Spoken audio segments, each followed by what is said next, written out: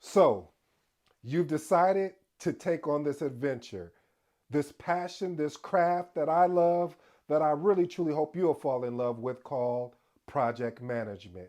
If you're new to the channel, I go by the name of ED. For all you smart and intelligent folks out there, listen, I'll make it simple and easy for you. It's just simply Ed. Today's episode is entitled What No One Tells You About Starting a Career in Project Management. This is a nonsense guide to starting your journey. Again, what no one tells you about starting a career in project management, a nonsense guide to starting your career. If you're new to the channel, I have an 8, and I do mean an 8-point framework. You're going to want to stay to the end because I'm over delivering today. I have a bonus at the end, maybe 2. It all depends. But the point I'm trying to make, family, you really want to pay attention to what we're going to unpack here today. You mind if I tell you a story? You see, I accidentally got introduced into project management. This was not something I was looking forward to or something that really was on my radar. It just so happened that I partnered up with someone at the organization that I was working in, and because I was curious. Ooh, I like that word, curious. See, what curiosity does to you is you start asking questions. Is it more out there for me? Can I be more than what I am today? And so I started asking myself these questions. And plus, to add to it, I had a mentor that was also pushing me because I was just distressed. I mean, yes, I was grateful. Yes, I was thankful for what I was doing, able to feed my family, but I had a disdain. I had a distaste in actually what I was actually going after. So I went out with this gentleman, and I went out with him. And reason why I went out with him is because we had worked on something prior, and he had needed my assistance, and I was able. He loved how I was executing, so he said, "Hey, I'm in this particular field, and I would love if you would like to come model me." Ooh, see, that's another thing, family. See, now I get a chance, or I had a chance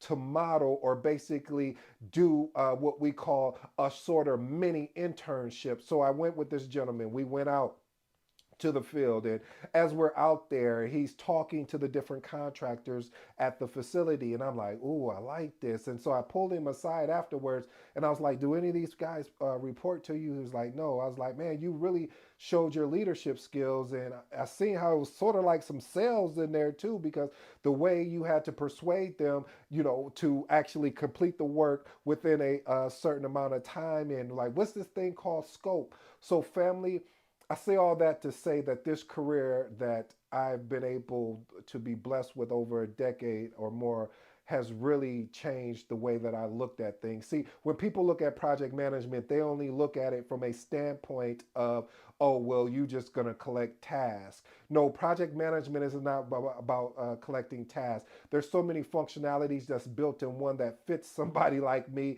who is someone that's curious, that fits somebody like me that is always looking at the next thing, not the next shiny object. I've already been down that pathway. Maybe I'll make a video called the shiny object syndrome because I've lived it, and it just took until I found my thing, my niche, the thing that I love, personal development and project management, because these two are literally walking hand in hand. So let me get into the 8-point framework. I'm sorry about that long dried up, but you see, I get really passionate about this thing called project management. And at the end of this, if you're thinking about this career, I truly hope that you take a shot at it. I think that it's worth an opportunity to look at, because what do you have to lose? You can always go back to what you've been doing, because evidently what you've been doing hasn't got you where you need to go.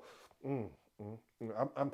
I'm talking better than what I'm receiving right now, family. So what I'm trying to say to you, family, in so many words is, let's unpack this 8-point framework. Point number one, networking. I'm putting these together: networking and mentorship. As you know, family, we've changed up a kind of way how we unpack these steps, or I should say these frameworks, my 8-point framework. I want to add actionable steps, meaning things that you can take today and apply if you choose to. I don't want no longer for you just to watch the videos. Yes, I'm appreciative. Yes, I'm grateful that you've taken the time to watch me, but that is a conjunction. You know where I want to go, but I'm going to stick to today's topic. We do need to understand that If you decide to get into this path, networking and mentorship is going to be a foundation. If you know anything about foundation, a house cannot sit, a house has to sit on a foundation. If you choose this career, you decide to go down these steps, you need to understand joining a professional project management association or attending events, or I got something for you. I created a school, and I created a school where it's a community. I just started it up. This right here will allow you an opportunity to not just ask me questions, but fellow people that decide to join in there right now, currently. Yes, this is a shameless plug, but I want to help as many people as I can get into this profession, or at least know if this profession is a fit for them, and give them the unfiltered truth instead of telling them like, oh, well, yeah, just go read the PMBOK and then go take your test. No, no, no, no, no. I want to be able to give unfiltered, have unfiltered conversations in which really help someone grow. So if you want to get into that, I have the link. I'll pin it at the top of the comments as well. For right now, it's for the first 100 people, and I may change that number. But right now, no, I'm not. First 100, because it's going to let me know where we stand. How many subscribers I have. Okay, whatever the amount of subscribers I have at the time of making this video is how many people I'm going to offer it to for free.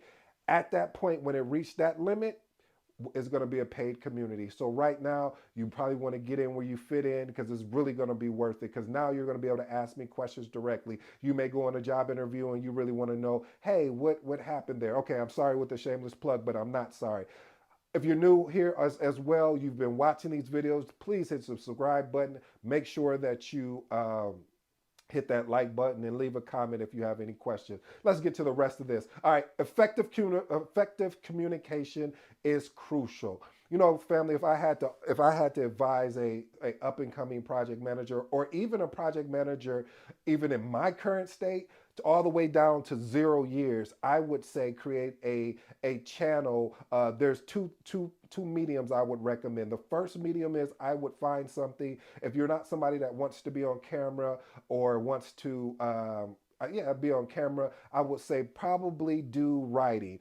But honestly, family, you need to do both, especially in these days and times where I've seen more meetings held virtually. And let's say if you're someone that's a traveling project manager, you may have meetings as virtual, or you may be meeting with a contractor that's virtual because they couldn't come on site. So having the ability to be on camera, I wish I would have started this early, and I did start it and I stopped, but now I have a momentum and I refuse to quit, because I see that having the ability to be on camera is key in your career. The other piece is writing, blog writing, newsletter writing.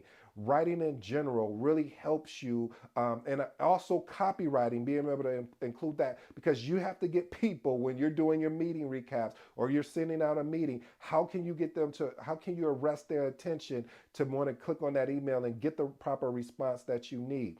So I say all that to say, these are aspects of the communication piece.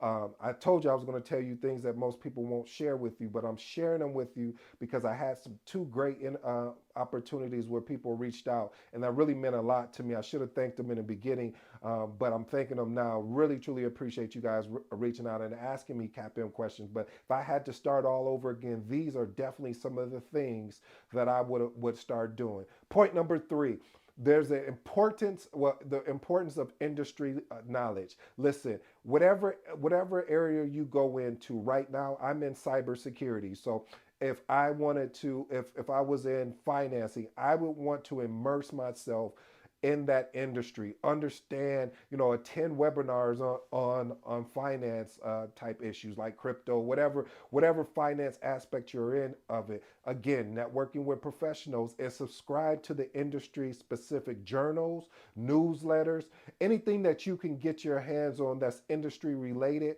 because family, this is going to help you as you're growing in your career, because you want to be able to take the industry knowledge along with the PMBOK applications, and the PMBOK stands for the Project Management Body of Knowledge. All right, let's move on to point number 4. Certifications can set you apart. Now listen, if this video was really meant for new project managers, or people making the transition into project management. But there's going to be some pieces and some breadcrumbs that project managers with experience can also pick up. So let's get back to you, my new project manager or a project manager making a career transition into a new role. Enroll in certifications. The CAPM is a certification you can get without having the years of experience that is required versus with meaning like a PMP. So get that. You can go after the CSM, the Certified Scrum Master. That'll be another good certification to help you out. But here's my caveat. Here's my I don't know what that was. It just felt good at the time. But here's my thing. Just don't go get those certifications and just to get the certifications and don't take the knowledge that you're learning from the particular certification and apply. Because if you don't, it would have been a waste of your time, because you'll be in an interview, and especially if they see you have a CAPM or Scrum, they may ask you questions around that area. And if you're unable to answer it because you only learned the textbook enough to get past the exam, that's not what we do here. We're integral, as far as meaning that we are someone that we want to learn and hone our craft. I'm constantly working on my craft. I'm constantly learning. I'm going back. Matter of fact, starting next week and going back over the 49 processes and typing them out all again, like I used to do when I was prepping for the CAPM, or like I used to do when I was prepping for the PMP. We have to remind ourselves, when you get these certifications, you're not done yet. There's still more work to do. So let me move on to point number 5. Point number 5: understand project management tools. Okay, now I'm gonna be honest with you. Again, these are things that they're not going to tell you. There's no way, again, there is no way that you're going to know all of the project management tools, because there are tools that are constantly coming out and constantly changing. However, there's an opportunity for you to be able to learn the frameworks of the tool. What do I mean by that? The framework of Microsoft Project and another one. What's an what's another good one? Microsoft Projects. I can't remember the other one. Sheets or something like that. I apologize, family. But the point I'm trying to make is that both of these tools offer a scheduling type program. I mean, they basically are around scheduling and dashboards. I think, and reason why this is important is because it's a scheduling type tool. So understanding the framework of scheduling is going to help you navigate those tools, and you're not going to be an expert on them, because you may go to a company. Here's a quick story. I went to one company where they use okay, I remember Smart Sheets. So I know somebody was like, what was he? Yeah, so Smart Sheets. So I went to a company where they use Microsoft Project, the actual, it's almost like, and it was the enterprise version. So really love that. Then I went to an organization that they use Smart Sheets, another great tool. I mean, because what I loved about Smart Sheets as well, it was easier to navigate, meaning that it was like almost an Excel. It was like almost built like an Excel. But Microsoft Project is normally the standard tool for project managers, which is another. I still love that tool as well. But the whole point I'm trying to make, we can't get caught up into the tools, because you still have to understand project management is human led, it's not tool led. Okay, you didn't get that. What I mean is, let me unpack that, family, is that you need to get better at the human interactions and focus here and there on the tools. You're going to need the tools, but if you're transitioning from different organizations, or even at your current organization, if they see a tool that is more encompassing, they may go with that tool versus a Microsoft Project or a Smart Sheets. So again, it's really up to the organization makes this decision, because this may be a budget thing. I also been in organizations where I've shared this before, where we use Excel sheets to track our project schedules, and it was still effective. So understanding the frameworks of what the particular tool does is going to help you take you farther. You're still going to need the training in it, which is awesome, because now you're constantly learning and growing. All right, let's move on to point number 6. This is going to be key for you, family. If you don't listen to any point that I've described here, well, I want you to, hopefully you understood the communication, because you need that. That is foundational.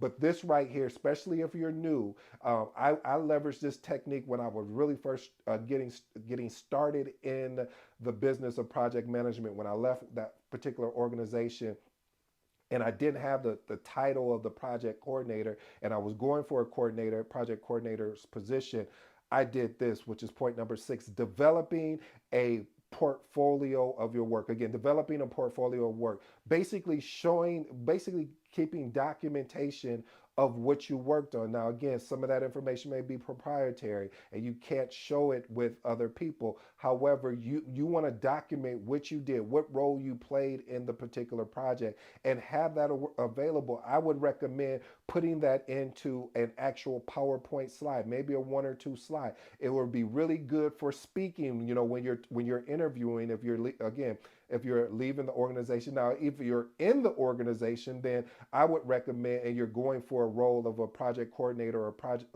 or a project coordinator role within the current organization you're in, see if you could connect with the project manager, or if you guys have a PMO, see if you can connect with them so you can show them what you could bring to the PMO in leading particular projects, as far as either partnering up with a project manager or leading a project on your own. That is a very actionable step, family. By starting your portfolio and by documenting projects you've worked on, including, and watch this, family, because a lot of times we don't do this, even including the voluntary projects that you worked on, and update that regular, family. Just don't put one little thing in there and forget about it. No, document it and constantly looking at it, because it's also going to be a confidence booster for you.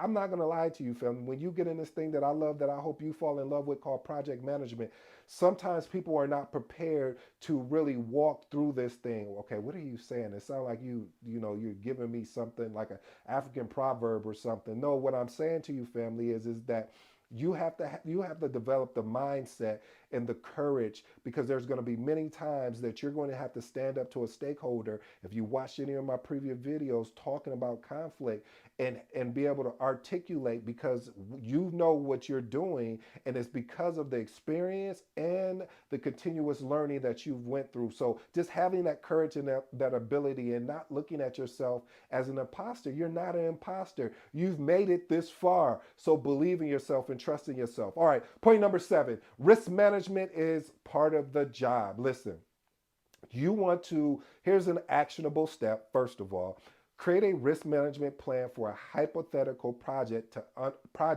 to understand the process. This is gonna help. Oh, man, I, this is some good stuff right here, family. I'm getting excited about it, because when you think about it, family, if you create a hypothetical risk register, this does is holds all your risk. And what you want to be able to do is understand, how would you handle this, as far as, would you accept it, would you transfer, would you mitigate it? So understanding a particular risk register really is key for you as a future project manager, as well as while you're a project coordinator. Point number 8. This is probably where I'm going to rub some feathers. I'm going to probably make some people feel uncomfortable. Well, that's what I came to do. Point number 8, certification versus experience. Now, listen, if you're starting new in this field, being able to get the CAPM is a I want to say this, foundational piece to your career. But even though you get this CAPM, and I want to be honest, and transparent, more transparent than honest. Even though you get this CAPM, it is part of the journey, not the destination. I'll wait for you. Even though you get that CAPM, it is part of the destination, not, excuse me, the journey, not the destination. What do I mean by that? If you decided to go after that CAPM, that means that you are serious about project management. The next step after you get the experience is going to be the PMP. The PMP, to me, again, other project managers may have other thoughts. This is platinum. This is where you're sitting in the platinum seats. And you don't want to be one of those PMP holders that you went through a 2-day boot camp, and now you got your PMP, and you've never done any studying, and anything after that you've got it. Listen, we've all been guilty of getting a certification and getting lax. But then it comes to a point where when you get ready to make a decision to leave an organization and go to another job, they start asking you questions that you've taken for granted for. So I want you as new project managers that's coming into this, making this transition, or if you're existing project coordinators and you are creating your roadmap, and that's another thing, create your roadmap of where you want to go. Because if you don't have that roadmap to say, well, from project coordinator, I want to go to project management or project manager, it's going to be a long road. So, and again, one of the things that I've also learned about this is that being in project management as a project manager is that you don't know when that project management opportunity may come up. I wish I could say, well, if you're a project coordinator for 5 years and now it could be you know 3 months, 6 months. Again, it's really up to the organization, and more than anything, it's up to you to be working on your skill set. So if an opportunity happens and they say, hey, could you fill in for this project manager, and you go in there and you do extremely well, and they're like, man, we may have to make a decision here. Yeah, I know that he's only been with the company for 6 months. I know she's only been in that role for 8 months or 3 months. But the way that they push that project along,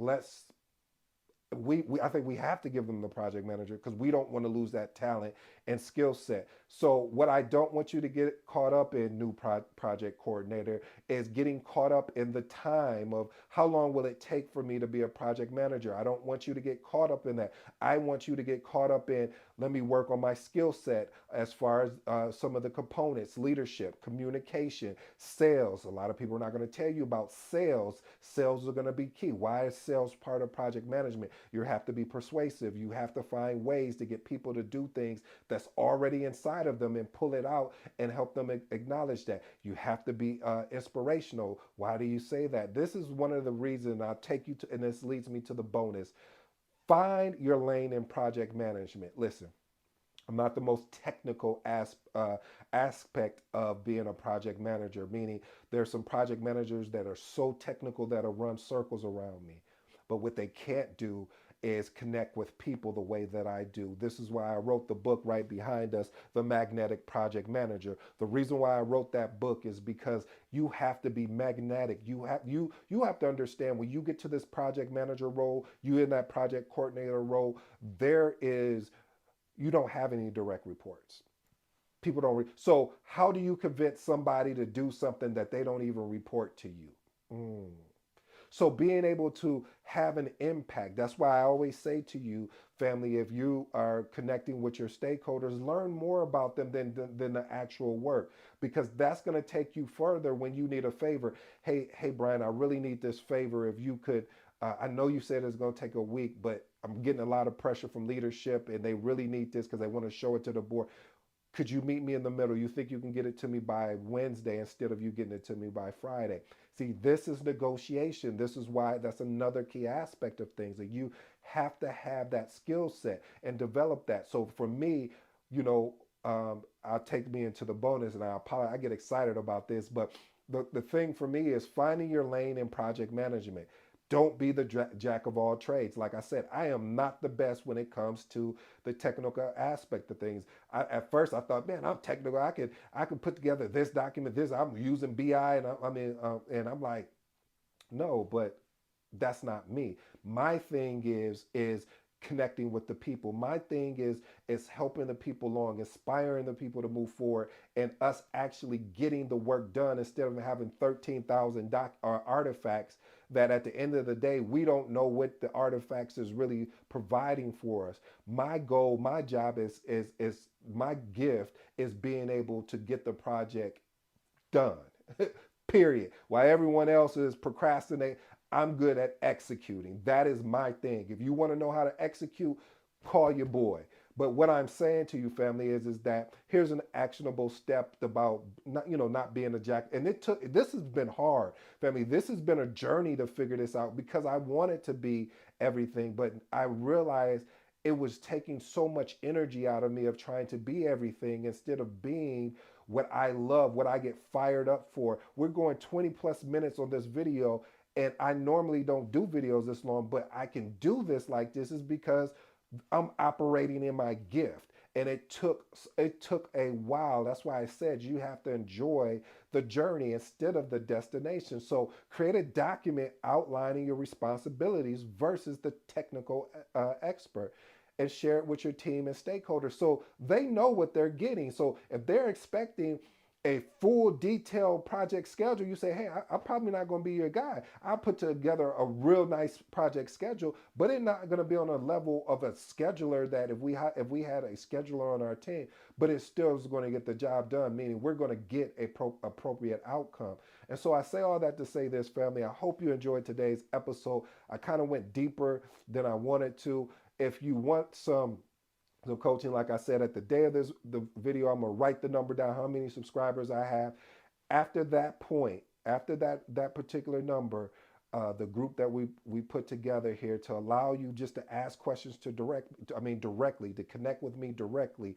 This is going to be free of charge, but eventually we will have a paid group. So you want to get in for the free 99 right now before it actually turns into a group. I'm not trying to create a scarcity. I'm just being transparent with you, family, because my goal is to really help new project managers, I should say people that's transitioning into project management, people that are new to project management, and even our people that actually maybe have, you know, probably around my experience level. So I want to connect with all forms of project managers, and I want to create a group for us to learn different tactics. I want to learn from you, and I hope that you can learn from me. So again, family, I put the link in the actual top. I pinned that at the top of the comments. It's also in the page on the YouTube page, so you can check it out there.